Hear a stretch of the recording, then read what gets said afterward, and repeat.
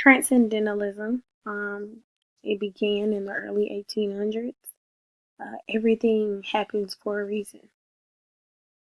What is intuitive based on one's feelings to be true. Nature is divine, and we must not interfere with it and leave it be as God intended. Which brings us to the 3 transcendentalist values, which will explain more about transcendentalism. So there were 3 core values. You had individualism, idealism, and the divinity of nature.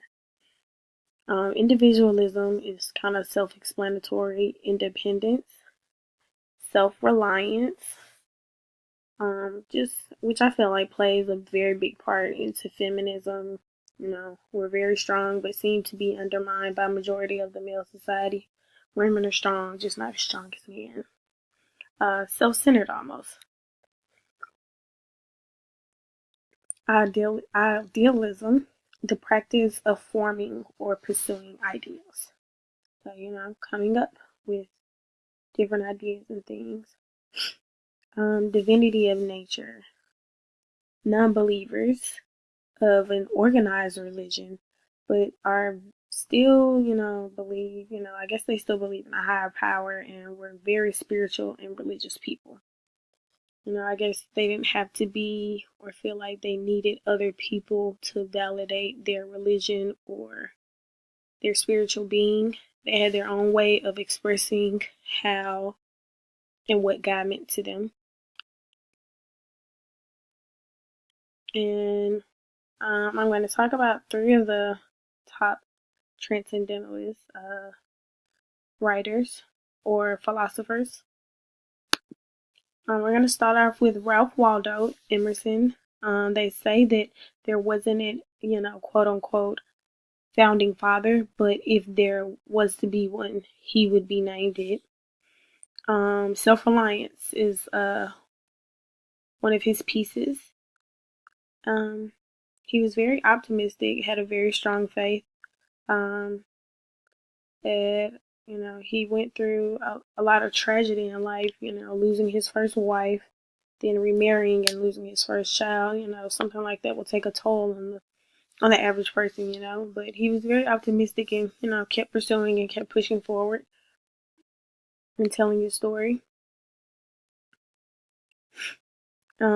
He created a like almost a safe haven for transcendentalists to, be inspired and write and just focus on the beauty of nature, which was called Walden's Pond,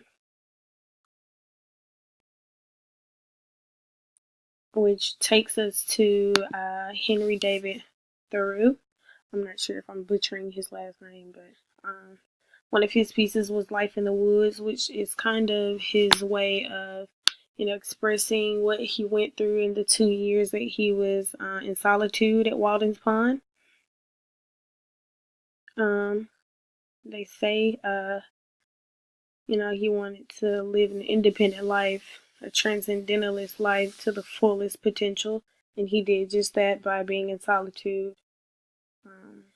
And Walden's Pond is a great landmark in American philosophy to generate great literacy. And that was, Walden's point of creating this environment to help promote and push transcendentalists. And needless to say, there were a lot of artists and writers who shine their light on the development of the transcendentalist movement. And the last but not least, to the woman of the hour, Margaret Fuller. Very strong about abolition and women's rights, and obviously overall social equality.